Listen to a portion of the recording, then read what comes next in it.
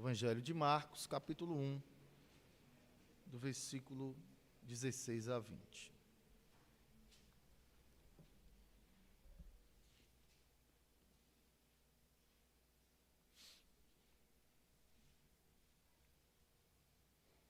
Peço que os irmãos atentem para a leitura. Evangelho de Marcos, capítulo 1, dos versículos 16 a 20, diz assim: Caminhando junto ao mar da Galileia, viu Jesus os irmãos Simão e André, que lançavam a rede ao mar, porque eram pescadores. Disse-lhe Jesus: Vinde após mim, e eu vos farei pescadores de homens.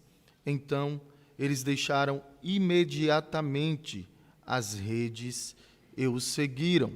Pouco mais adiante, viu Tiago, filho de Zebedeu, e João, seu irmão, que estavam no barco consertando as redes. E logo os chamou, deixando eles no barco a seu pai Zebedeu com os empregados, seguiram após Jesus. Vamos orar, meus irmãos, mais uma vez? Pai, eis-nos aqui como os teus servos, ó Deus, reunidos nesse santo dia, dia do Senhor, que separamos para o culto público ao Senhor. Como é bom, Deus, estarmos reunidos para a adoração, para o louvor, para a edificação, para a comunhão dos santos.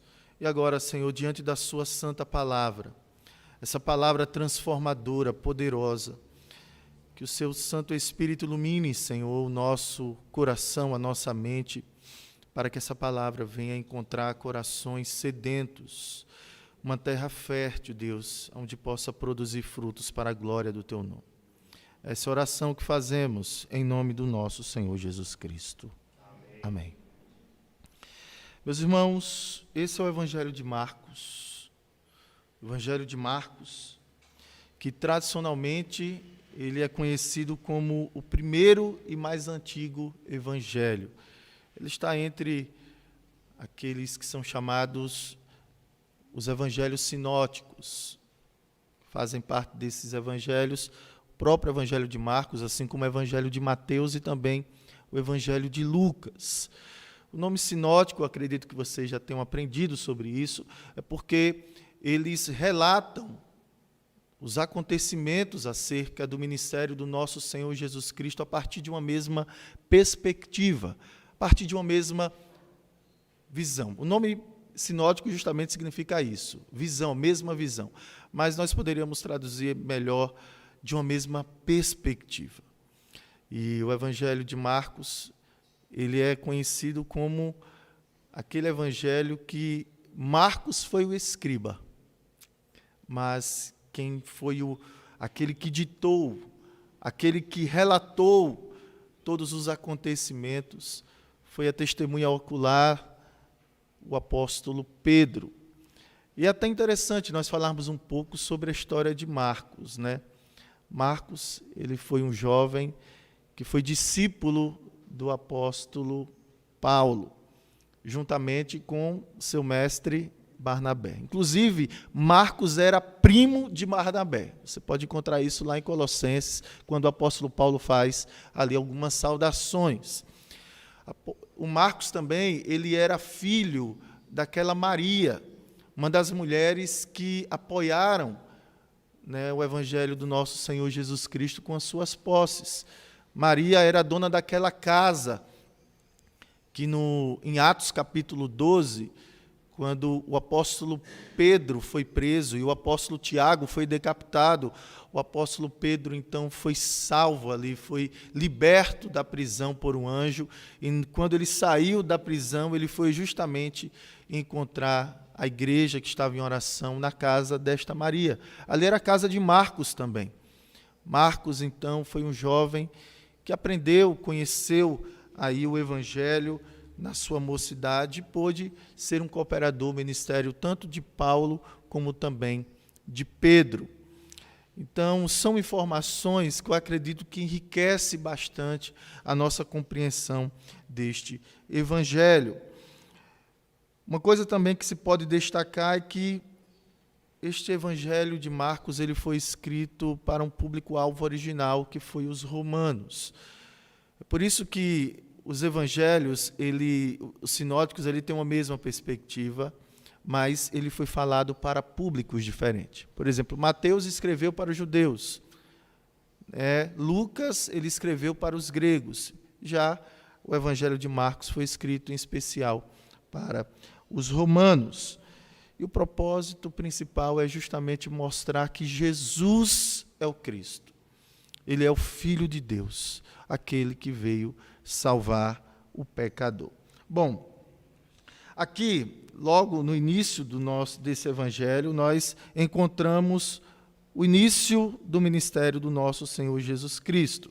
Nós encontramos aí, logo no início, no capítulo 1, você vê a tese deste evangelho, no versículo 1, dizendo princípio do evangelho de Jesus Cristo, o Filho de Deus, porque o propósito era esse, provar que Jesus é o Cristo, o Filho de Deus. Logo depois nós encontramos João Batista, dando testemunho acerca do Cristo, Jesus sendo batizado, sendo levado pelo Espírito Santo ao deserto para ser tentado e logo após iniciando o seu ministério ali na Galileia. Jesus escolheu a Galileia, por mais que ele tenha nascido em Nazaré, mas ele escolheu a Galileia justamente para ser ali o início, e não somente o início, mas podemos dizer que a sede do ministério de Jesus era ali, na Galileia, mais precisamente na cidade de Cafarnaum. E é aqui que Jesus inicia o seu ministério, veja aí no versículo 14, quando diz, depois de João ter sido preso, foi Jesus para a Galileia, pregando o quê? O Evangelho de Deus, dizendo, o tempo está cumprido, e o reino de Deus está próximo, arrependei-vos e crede no Evangelho.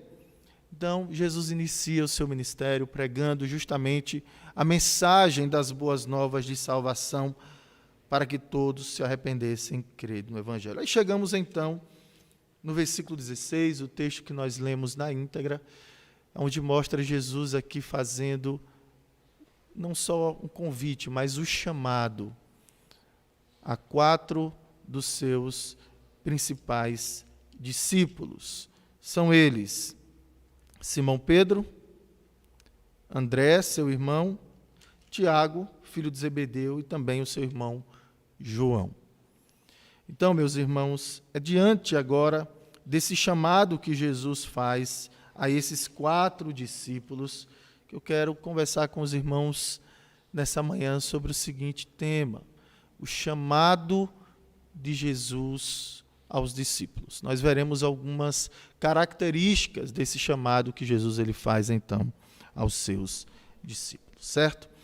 E o que é que nós encontramos aqui? Em primeiro lugar, nós encontramos que Jesus, quando ele chama os seus discípulos, em primeiro lugar, nós encontramos um chamado soberano. Por que um chamado soberano? Veja, que Jesus ele estava caminhando junto ao mar da Galileia e ele viu os irmãos Simão e André. Eu não tenho dúvidas, irmãos, que Jesus ele não estava apenas passando sem nenhum propósito ou intenção. Jesus foi intencionalmente ao encontro dessas pessoas. Já estava dentro de um grandioso plano de Deus.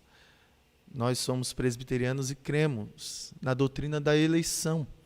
Eu não tenho dúvidas de que Deus, antes da fundação do mundo, já havia um glorioso plano de Deus para esse dia acontecer, que foi o dia do encontro de Jesus com esses homens.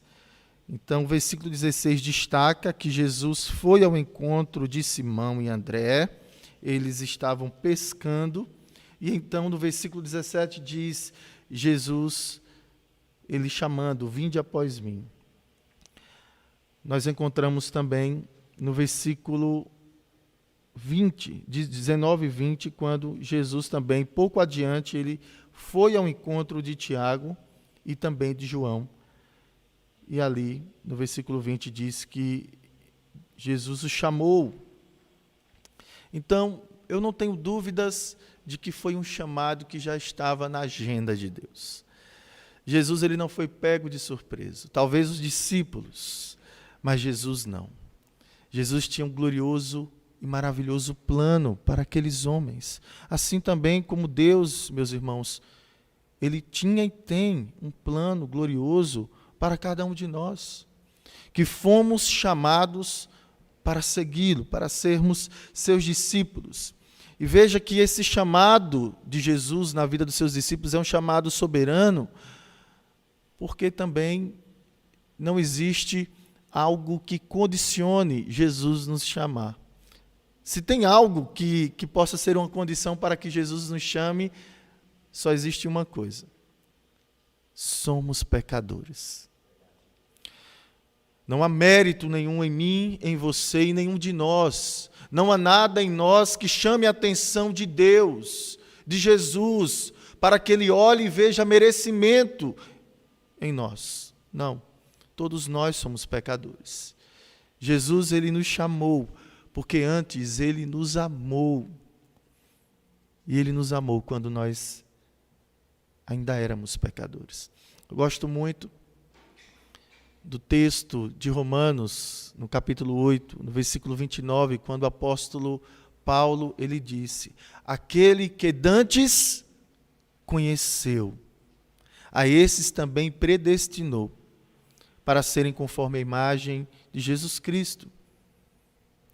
E aos que predestinou, a esses chamou. E aos que chamou, a esses justificou, declarou-os justos diante de Deus. E aos que justificou, a esses também glorificou.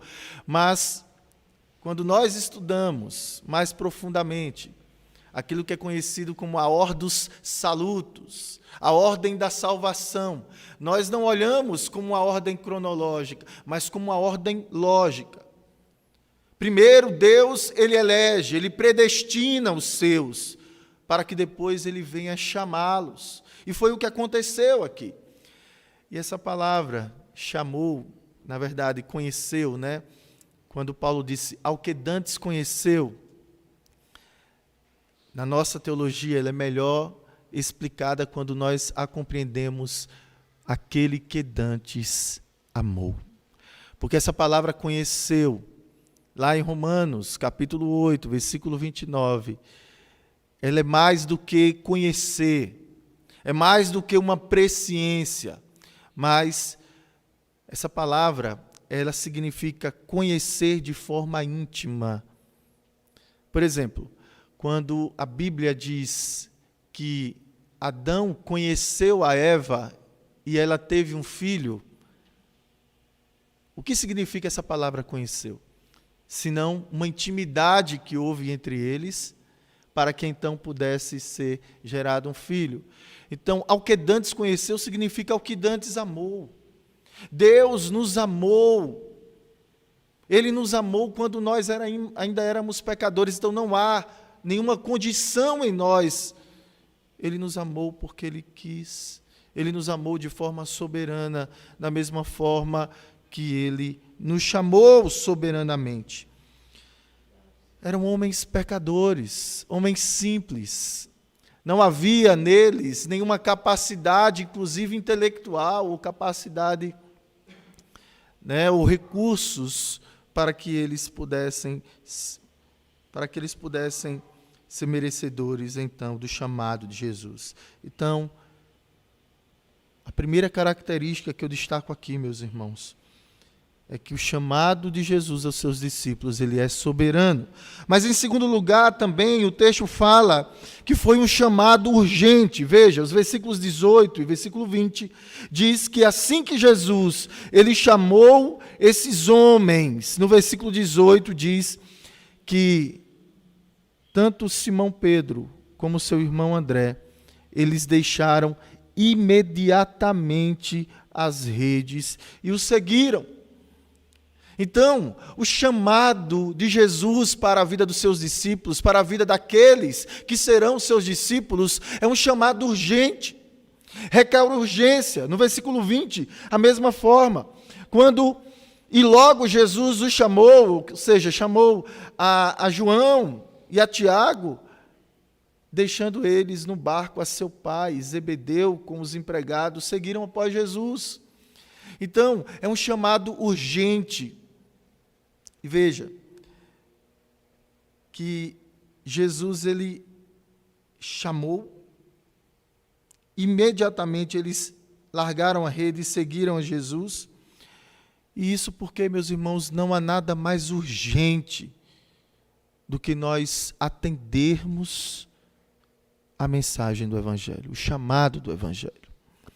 Se hoje tem alguém nessa manhã aqui que tem ouvido a palavra de Deus, o Evangelho, falando ao seu coração, que é o Evangelho, as boas novas de salvação, que nós somos pecadores, que nós precisamos de um Salvador, nós precisamos de salvação e de um Salvador, e esse Salvador é Jesus Cristo, porque em nenhum outro há salvação. Nós não encontraremos em nenhum outro lugar salvação. Que o Espírito Santo nessa manhã possa estar tocando em corações e em mentes, quebrando cadeias, abrindo os olhos, tocando e desfazendo todas as prisões dos corações, para que ouça o Evangelho de Jesus Cristo e possa crer nesse Evangelho para ser salvo. Meus irmãos, é um chamado urgente, mas também um chamado importante, porque nada é mais importante do que servir a Jesus. Veja,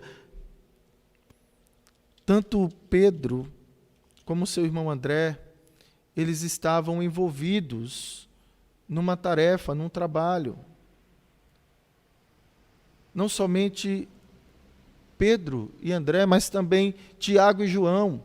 E mais, Tiago e João estavam com o seu pai, Zebedeu, pois eles eram donos de uma pequena empresa de pesca. Tinham, inclusive, empregados que trabalhavam ali para eles. Eles estavam consertando a rede, trabalhando, quando eles ouviram o chamado de Jesus. Nós hoje acabamos de ler na liturgia o chamado de Eliseu. Eliseu, quando foi chamado por Deus, através do profeta Elias, ele disse: deixa eu ir primeiro beijar meu pai e a minha mãe, depois eu volto. Graças a Deus ele foi e voltou, meus irmãos. Mas muitas pessoas têm colocado pessoas acima do chamado de Jesus para as suas vidas. Infelizmente, no ministério de Jesus, Jesus encontrou algumas pessoas pelo caminho que ele disse: vinde, segue-me. E alguns disseram: deixa eu primeiro enterrar o meu pai. Deixa eu primeiro ir lá dar um beijo no meu pai, na minha mãe. Deixe primeiro eu cuidar dos meus, depois eu sigo a Jesus. Há muitas pessoas que têm colocado, não somente pessoas, mas vocações acima do chamado de Jesus. Esses homens, eles tinham uma profissão. Tem pessoas que têm colocado a vida acadêmica na frente do chamado para seguir a Jesus. Tem gente que tem colocado o casamento, tem colocado um namoro, um noivado. Tem gente que tem colocado as coisas desse mundo à frente do chamado de Jesus para as nossas vidas. Irmãos, nada é mais urgente do que nós seguirmos a Jesus e atendermos o chamado do Evangelho. Nós não sabemos o dia de amanhã. Nós não sabemos o que acontecerá conosco, nem daqui a meia hora, uma hora. Por isso o chamado é para agora, é para hoje, é urgente. Esse chamado é mais importante do que qualquer outra coisa. Mais importante do que qualquer bem que nós possamos ter nesse mundo. Mais importante do que qualquer coisa. Por isso que Jesus disse: aquele que não deixar... Eu poderia abrir um parêntese aqui, sem querer colocar no texto aquilo que não existe, mas abrir um parênteses aqui para parafrasear esse texto. Aquele que não estiver disposto a priorizar e amar a mim, ou seja, a Jesus, mais do que pai, mãe, filho, filha, irmão, irmã, ou seja, qualquer coisa nesse mundo, não é digno de ser meu discípulo. Então, o chamado de Jesus, ele é mais importante, irmãos, do que qualquer coisa e do que qualquer pessoa. Mas, além desse chamado ser um chamado soberano, um chamado urgente, esse chamado, irmãos, é um chamado eficaz. Nós temos, uma das nossas doutrinas é essa, chamado eficaz. Quantos de vocês já viram aquele texto onde Jesus ele diz em Mateus capítulo 11, versículo 28, vinde a mim, todos os que estáis cansados, sobrecarregados, e eu vos aliviarei. Eu costumo dizer que esse chamado é aquele chamado geral que Jesus ele faz para todas as pessoas. É como se nós colocássemos uma faixa bem grande aqui na frente da igreja, que fica no lugar estratégico, na esquina, na entrada, né, aqui de Osasco para São Paulo, e nós colocássemos um cartaz, uma faixa bem grande dizendo, vinde a mim, todos vocês, todos que estão cansados, oprimidos, vinde a mim. Passarem milhares de pessoas na frente da igreja e virem o chamado e não entrarem. Mas apenas algumas pessoas olharam para esse chamado e decidiram entrar. Foram tocados pelo Espírito Santo e decidiram entrar. Sabe quem são essas pessoas? Vocês. E de repente vocês sobem essas escadarias e vocês chegam aqui dentro desse templo. E agora aqui tem uma outra faixa bem grande dizendo, ninguém vem ao Pai a não ser por mim. Todos aqueles que vêm a mim foi porque o Pai me deu. Então o chamado geral é aquele chamado que chama todas as pessoas. Mas o chamado eficaz é aquele que somente o Espírito Santo faz de forma eficaz no coração daquele que foi eleito, predestinado e que é chamado. E esse chamado, além de ser eficaz, ele é irresistível, porque a graça de Deus é irresistível na vida daqueles que pertencem a Deus, na vida daqueles a quem o Pai deu a Jesus. Por isso é um privilégio para nós estarmos aqui, meus irmãos. Porque o chamado de Jesus, ele foi um chamado eficaz. Veja que nós encontramos no texto Jesus chamando e eles atenderam. Foi um chamado que acertou no coração e de forma irresistível eles atenderam. Eles não tiveram como dizer não, porque o Evangelho é a melhor notícia. Seguir a Jesus é a melhor coisa que pode acontecer na vida de uma pessoa. Mas, irmãos, além desse chamado ser um chamado soberano, ser um chamado urgente, ser um chamado eficaz, esse chamado também é um chamado relevante, porque ele tem um propósito para a nossa vida. E nós encontramos isso logo no início, aí no versículo 16, quando Jesus viu a Simão e André. E qual foi o chamado que Jesus fez a ele? Veja aí, Jesus os chamou, eles eram pescadores, e aí no versículo 17, Jesus disse, vinde após mim, e eu vos farei o quê? Pescadores de homens. Irmãos, esse chamado é um chamado relevante, porque ele tem um propósito para a nossa vida. Primeiro, porque ele foi um chamado para a salvação. E nós podemos encontrar isso, por exemplo, quando você olha lá em João, capítulo 1. Você vai ver no versículo 35 até o 42, quando Simão Pedro e o seu irmão André, eles já haviam sido chamados por Jesus. O Evangelho de João relata isso, que João Batista estava com 2 discípulos, e um desses discípulos era André, irmão de Simão Pedro. E esses discípulos, eles ouviram João Batista declarando que Jesus é o Cordeiro de Deus que tira o pecado do mundo. E então esses 2 discípulos passaram a seguir Jesus. E quando eles testificaram que Jesus era o Messias prometido, então André, que era irmão de Simão Pedro, ele correu para casa para chamar o seu irmão. E ele disse: achamos o Messias, que quer dizer o Cristo. E então levou Simão Pedro até Jesus. Quando Jesus olhou para Pedro, disse: tu és Simão, o filho de João, a partir de agora tu serás chamado Cefas, ou seja, que quer dizer Pedro. Então, antes desse chamado que nós encontramos aqui em Marcos, tudo leva a crer, pelo menos através do Evangelho de João, que Jesus já havia encontrado com Pedro e com seu irmão André. Eles já haviam ouvido o Evangelho, porque Jesus estava pregando o Evangelho do reino de Deus ali na Galileia.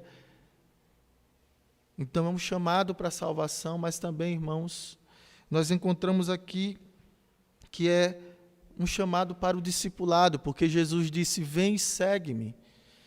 Jesus estava chamando para fazer deles discípulos, aprendizes, alunos do seu ministério.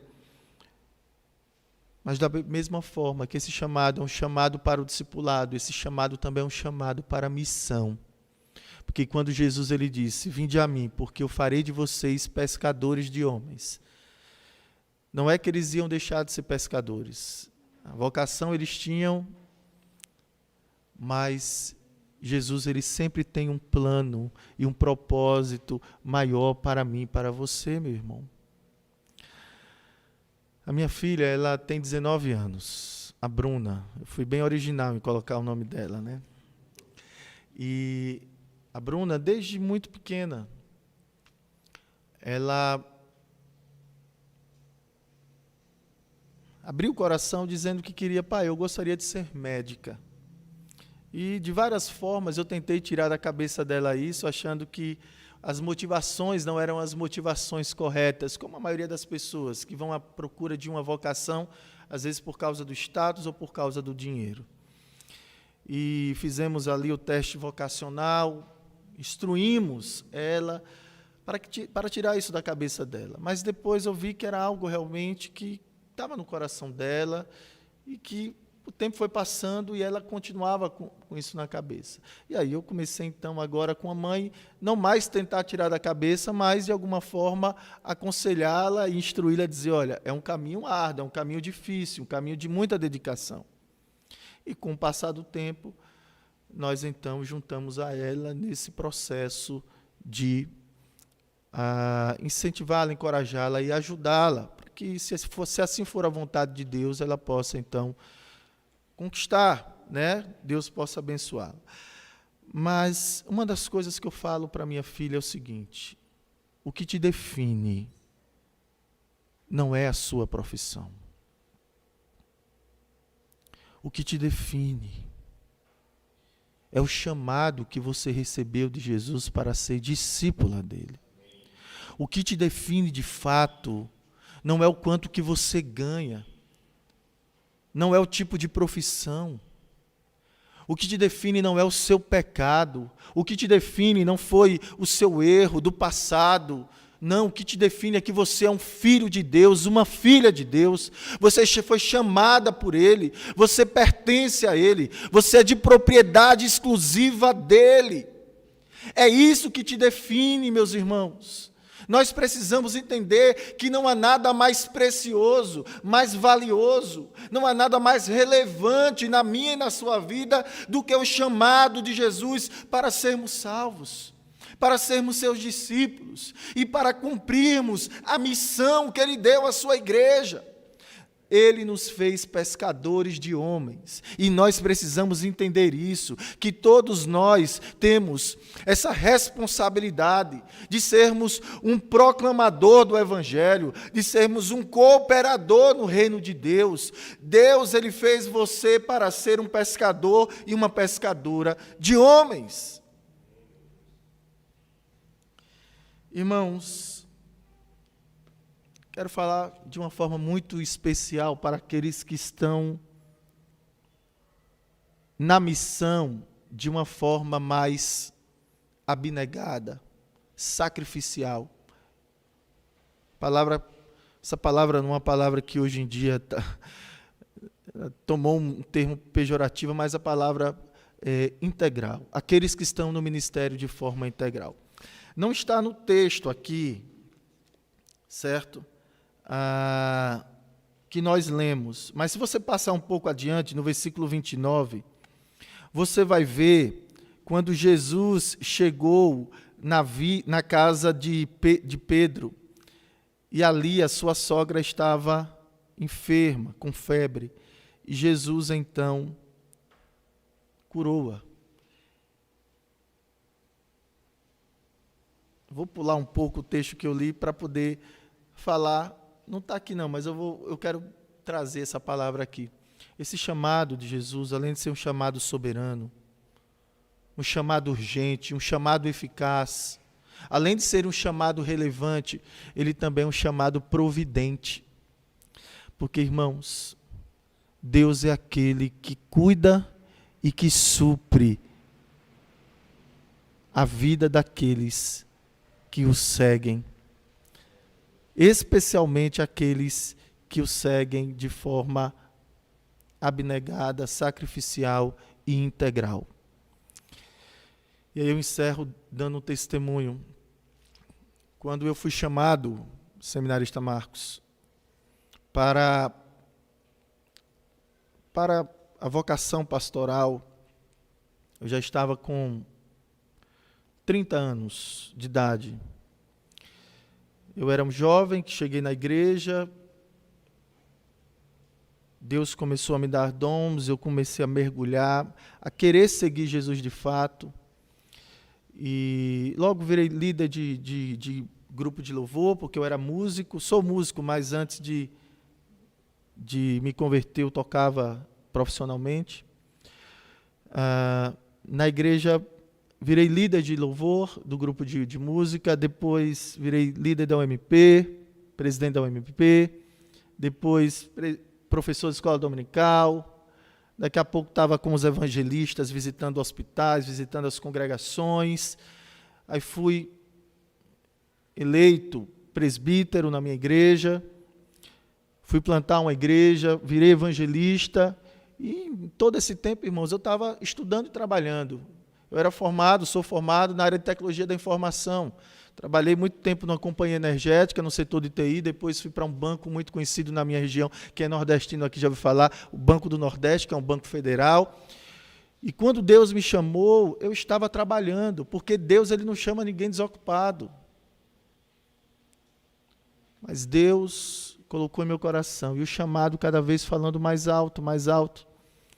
E a minha esposa ela teve um problema sério de saúde. Minha esposa teve um rompimento de aneurisma cerebral. Isso em 2010.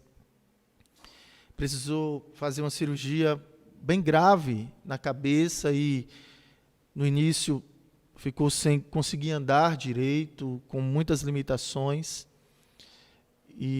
Mas Deus fez um grande milagre na vida dela, através do tratamento, fisioterapia. Ela hoje tem uma vida normal, né? Na medida do possível, com algumas limitações, ainda tem algumas crises, mas a minha esposa, nós tínhamos um plano de saúde no banco. Eu tinha um plano excelente, que nos ajudava muito, e de repente, quando Deus nos chamou para nós largarmos tudo e virmos para aqui, para o JMC, para o seminário, foi um desafio muito grande para mim. Porque agora eu teria que deixar aquela minha vida, uma vida tranquila, para ir para um lugar onde eu não conhecia, que Deus estava me enviando, onde eu sei que eu passaria por privações, onde eu sei que eu não teria, de repente, um plano de saúde bom para minha esposa continuar no tratamento. Talvez aos olhos de algumas pessoas foi até uma irresponsabilidade. Mas, meus irmãos, eu quero que vocês entendam que o chamado de Jesus para a nossa vida é um chamado providente, porque Deus cuida de nós. Deus, Ele tem cuidado de nós.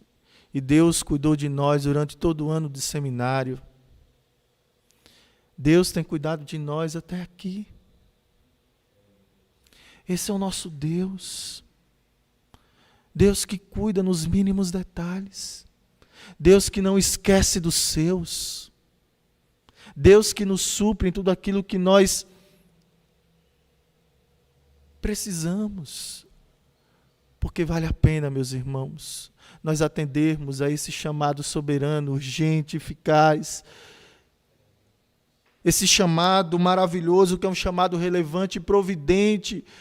Vale a pena buscar em primeiro lugar o reino de Deus e a sua justiça, sabendo que Deus cuidará de nós, acrescentando todas as demais coisas. Que Deus nos ajude a todos os dias atendermos o chamado de Jesus para segui-lo. Eu não estou dizendo que você deve abandonar tudo. Há pessoas que foram chamados especificamente para abandonar tudo e viver de forma integral no reino de Deus. Mas eu digo a você, não coloque nada como mais urgente ou mais importante do que o chamado de Jesus para segui-lo na sua vida. Que Deus abençoe a cada um dos irmãos. Vamos ficar de pé e vamos orar?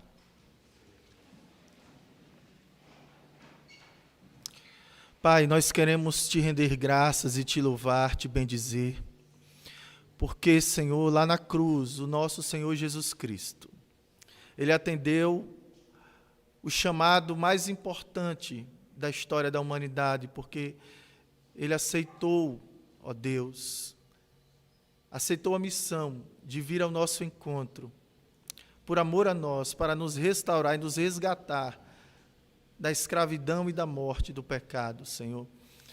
E nós somos gratos, porque um dia o Senhor olhou para nós com um olhar de misericórdia, o seu olhar gracioso, Senhor, nos alcançou e nos chamou. E aqui nós estamos, Deus, respondendo a esse chamado, que sabemos que não vem, ó Deus, da nossa capacidade, do nosso merecimento, mas, acima de tudo, é um chamado soberano. Nós te louvamos, Deus, porque o Senhor nos amou primeiro. Nós te louvamos, Deus, porque se dependesse de nós diríamos não. Se dependesse de nós, jamais nós responderíamos de forma positiva ao teu chamado, mas é o teu Santo Espírito que nos convence do pecado, da justiça e do juízo. É o teu Santo Espírito que nos deu vida, que nos regenerou, que abriu os nossos olhos para enxergar a Deus, para desejar a Deus, para obedecer a Deus. Tudo isso é a sua graça maravilhosa, que o teu Santo Espírito continue operando graciosamente, ó Deus, em nosso coração, nos sustentando, nos preservando, Senhor, para que perseveremos até o fim, seguindo a Cristo, honrando a Cristo, obedecendo a Cristo, sendo discípulos de Cristo e vivendo para a glória de Cristo. Abençoa os meus irmãos, cada um daqueles que aqui estão, cada família representada, aqueles que não puderam vir, que estão nos seus lares, visita, Senhor. Que o Senhor o alcance nesse momento com a sua mão graciosa, poderosa. Ó Deus, venha intervir, venha abençoar. Ó Deus, venha prosperar os teus servos. Venha, Deus, em nome de Jesus, para a glória do teu nome, fazer uma grande obra de libertação, de salvação, em nome de Jesus. Essa é a oração que fazemos. Amém. Os irmãos podem sentar-se. Irmãos, eu sei que